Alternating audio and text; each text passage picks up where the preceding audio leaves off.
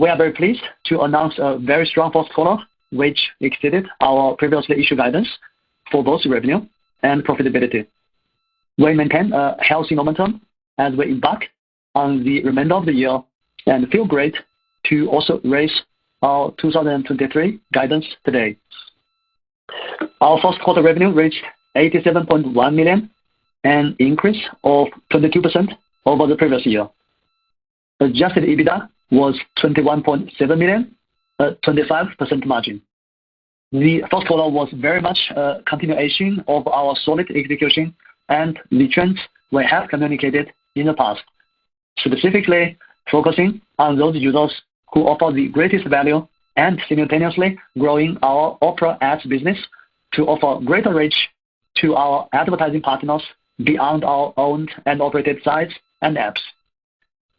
Over the past 2 years, we have been quite vocal in our strategy of focusing on those users with the greatest potential for monetization. The success of that strategy is apparent when looking at our ARPU, which has doubled over that 2-year period. Annualized ARPU was $1.08 in the first quarter, an increase of 30% compared to last year. With marketing spend coming in below plan, combined with normal seasonality, we saw our global user base dip slightly in the first quarter. We continue on our trajectory with the strong growth of high ARPU users in key products, with an attractive ROI on our marketing spend, leading to solid financial results. We have also begun new integrations with OEMs and partners to preload the Opera browser as part of the OEM's device system updates, creating a tailwind for potential user growth in the second half of the year. Advertising revenue grew 26% compared to last year, representing 56% of total revenue, and continues to benefit from the underlying growth in our audience extension business on top of our O&O advertising. Search revenue grew 18% in the first quarter, driven by the growth of our PC footprint in Western markets, particularly North America.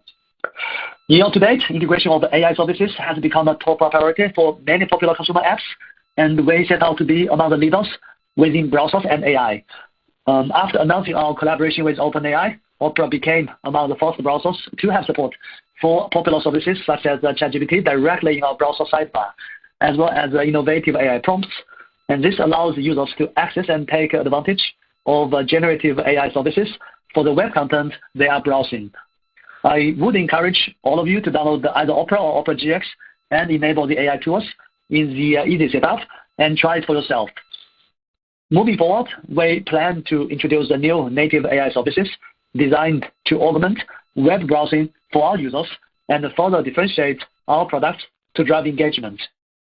Earlier this week, we opened up for early access Opera One, a completely redesigned browser tailored for AIGC services where AI tools are enabled by default.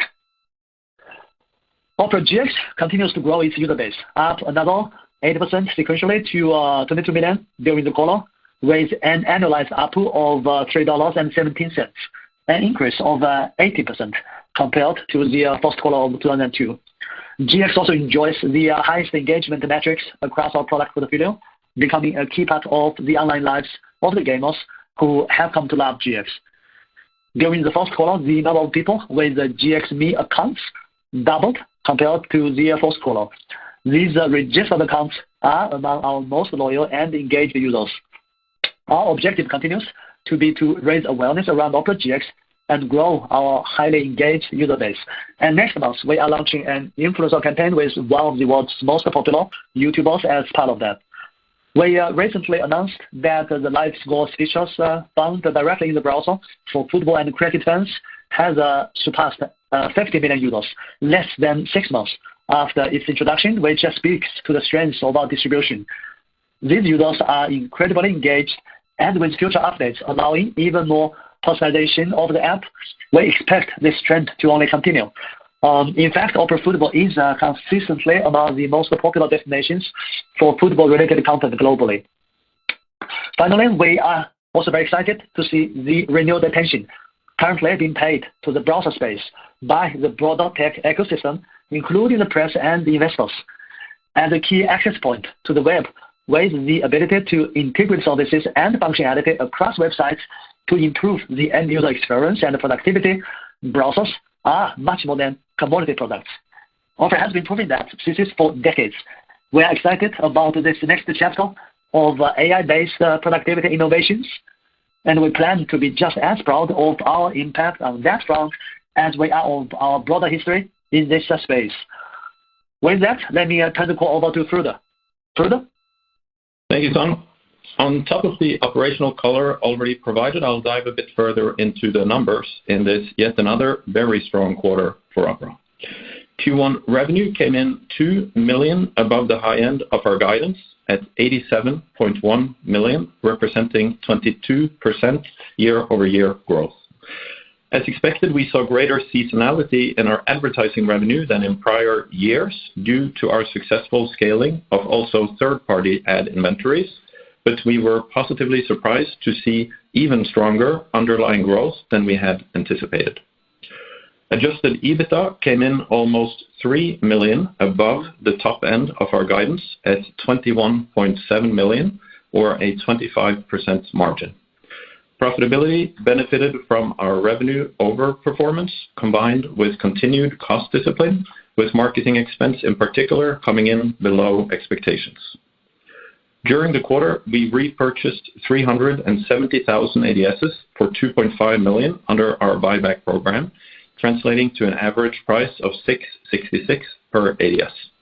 That leaves another $30 million remaining under our current buyback authorization from 2022, and we plan to take advantage of that in an opportunistic manner. In Q1, we also paid our first dividend of 80 cents per ADS for a total consideration of $71 million. In terms of cash generation, we generated a strong operating cash flow of $25.7 million in the quarter, and our free cash flow from operations, which is net of CapEx items and lease payments, was $23.3 million and ahead of adjusted EBITDA, given the benefit of reduced working capital after the seasonally strongest fourth quarter. Our balance sheet remains very healthy, with $85 million of cash and no corporate debt. In addition, our receivable from the sale of StarX totals $57 million present value, and we value our 9.5% stake in OPay, which is classified as held for sale, at $163 million. In total, that adds up to $305 million, which is a significant amount relative to our market cap. Now, turning to our updated guidance for the full year 2023 and the second quarter. For the full year, we are raising our revenue guidance to $373 million-$390 million, up from $370 million-$390 million. That is 15% revenue growth at the midpoint, but representing continued caution given the broader macroeconomic picture. For annual adjusted EBITDA, we lift our guidance range to be $77 million-$83 million, up from $71 million-$81 million, and representing a 21% margin at the midpoint. The underlying cost expectations remain largely as discussed on our prior earnings call. We continue to expect cost of revenue items to come in just over 20% of revenue for the year as a whole, and we continue to build in close to $120 million of marketing expenses, even if we spent less than expected in the first quarter. Cash compensation expense is expected to increase modestly relative to 2022, and all other OpEx items before adjusted EBITDA is expected to come in at a bit over $30 million for the year as a whole. For the second quarter, we guide revenue to $92 million-$94 million, which is 19% growth at the midpoint. We guide adjusted EBITDA to be $18 million-$20 million, translating to a 20% margin at the midpoint. In summary, we are off to a very healthy and better than expected start of 2023. We're on a strong track and look forward to keeping you posted in what we expect to be a very active year for Opera, with a continued high activity level in a very dynamic market. So stay tuned. With that, I would like to turn the call back over to the operator for your questions. Thank you. As a reminder, to ask a question, please press star 1 on your telephone keypad. To withdraw your question, press the pound key. When posing your question, we ask that you please pick up your handset for optimal sound quality. We'll take our first question from Lance DeSanto with TD Cowen. Good morning, everyone. This is Jonathan on for Lance. Quarter. So my first question is, so it's great to hear that Opera is working with OEMs to preload the Opera browser. Is it more of a 3Q or 4Q event? And how much of a revenue tailwind can we expect? Presumably, this isn't baked into guidance, and therefore is a source of upside to full year guidance when.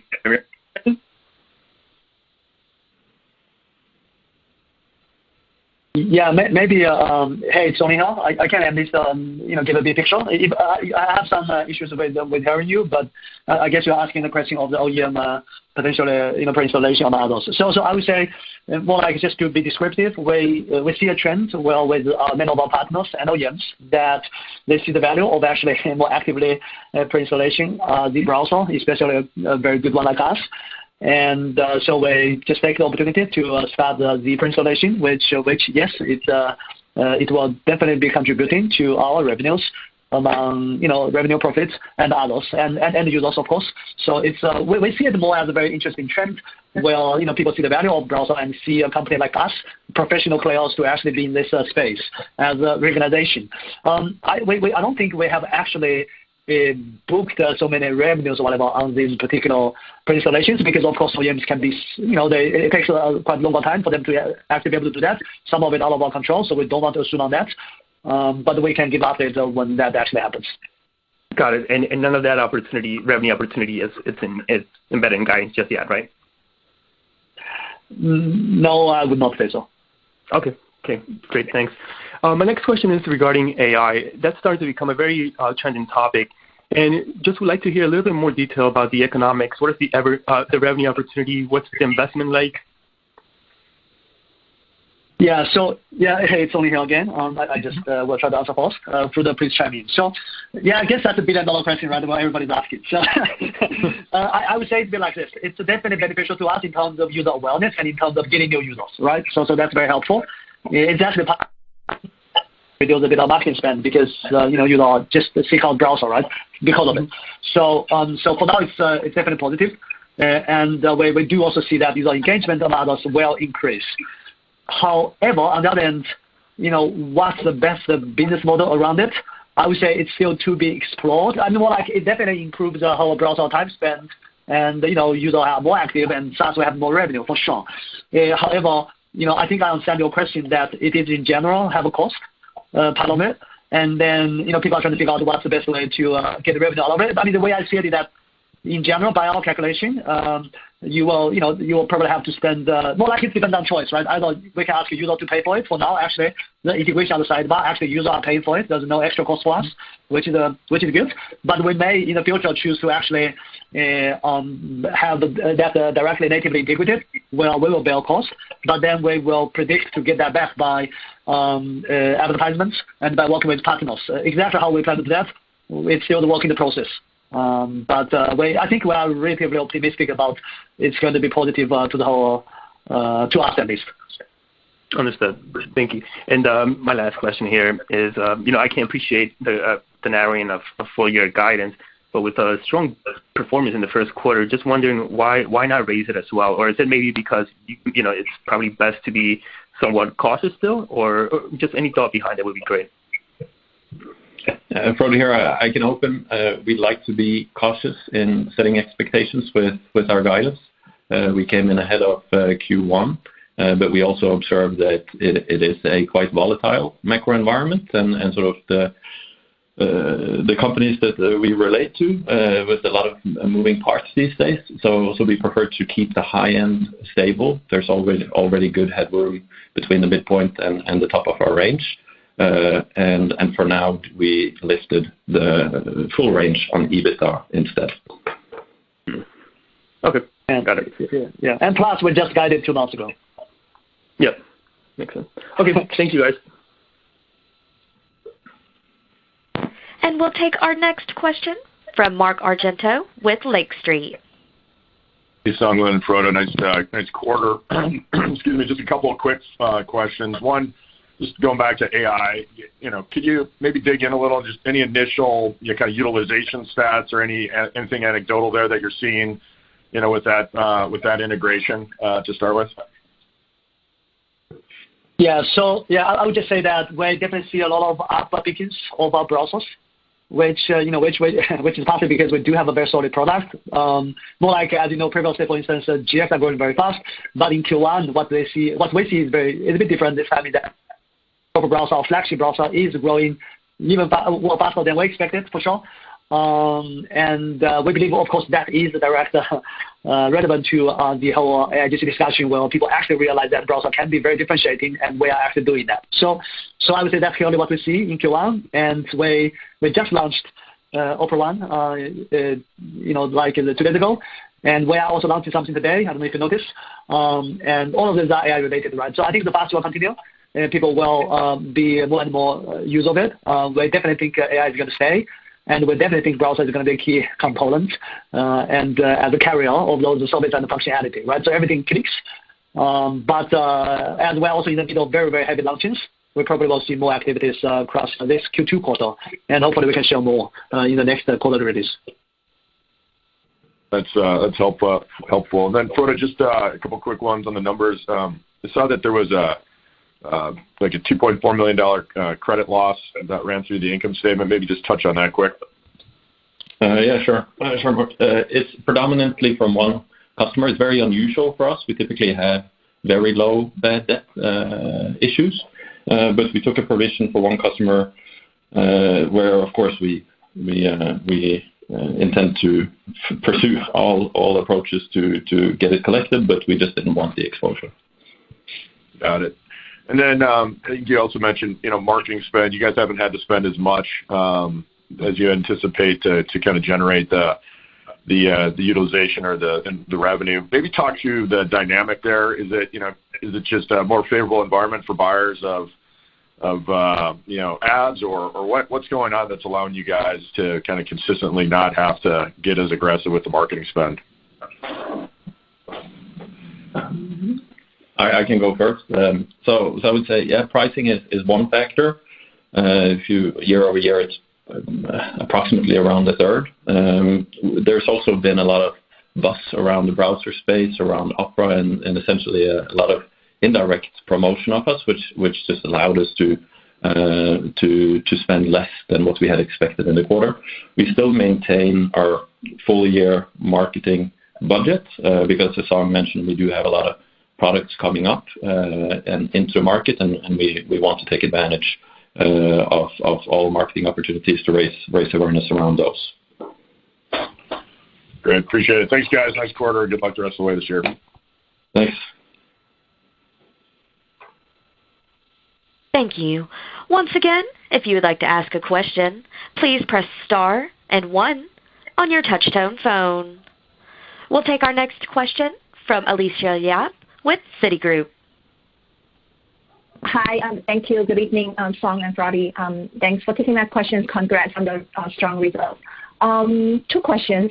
First, on the upward revisions of the guidance, is that fair to say it is mainly coming from the stronger outperformance of the advertising revenue more than the search revenue? And then second question is I think follow up on the AI, the ChatGPT. I know there's probably more limited data at this point, but if you can elaborate any metrics that you have seen, is that more on the user time spent you have already seen some improvement and also able to get more usage in terms of new user as well? And then over time, I think you also mentioned on this whole advertiser, but I would just wanted to think about how would we translate into a better ROI for advertiser over time. And then on top of it, for your newsfeed, your recommendation, which I think there's already quite a lot of kind of the AI algorithm in there. By applying ChatGPT, will that actually further improve your news recommendation targeting down the road. So if you can elaborate a little bit on that, would be helpful. Thank you. Hi, Alicia. I can at least open with the first part of your question on guidance. So yes, we did see in particular advertising come in ahead of expectations in the first quarter. We expected seasonality, which we saw, but it performed better than what we expected. So overall, I think fair point. At the same time, we do like to keep still a bit of a wide range, seeing that there's it has scaled very quickly, and we want to make sure that we deliver well relative to what we have guided. And then I think I'll hand it over to Song for the metrics on AI and news versus AI. Yeah, sure. So I would just say that for now, the direct impact we see that there's just a lot more user interest on both AI and browser, which is translated to a positive item for us. So that is what we can see. I think in terms of user behaviors, yes, we see that users definitely use there's more engagement when you actually use AI, and it's a very helpful tool. And both in terms of user engagement and also potentially retention among others. The only thing is that for now the sample size is relatively small because we keep it into early access among others. So we feel probably we're at a better stage to comment on it when we actually brought that to a bigger audience. But we are quite positive about it. And like I guess you'll be saying when it comes to monetization, that we have some ideas of how potentially can be monetized. But like again, it's better to comment on it when we actually have it launched in the future. And maybe just a quick lines of news. So I would say that first of all, of course, the prediction algorithm of news are rather decision-making AI instead of generative AI. So it's a bit different than what ChatGPT has been about. So it's two different branches. On the other hand, it is quite relevant that we have already used generative AI as well quite extensively in news clients, because it will definitely be helpful to help the generating of content, comments, opinions, flavors, and that will translate to the industry there as well. And we want to be one of the early movers of it. So again, very optimistic about the potentials of generative AI, also news and content in general. Even though the pure prediction on click part is actually more decision making nice. Okay. All right. Great. Thank you. It appears that we have no further questions.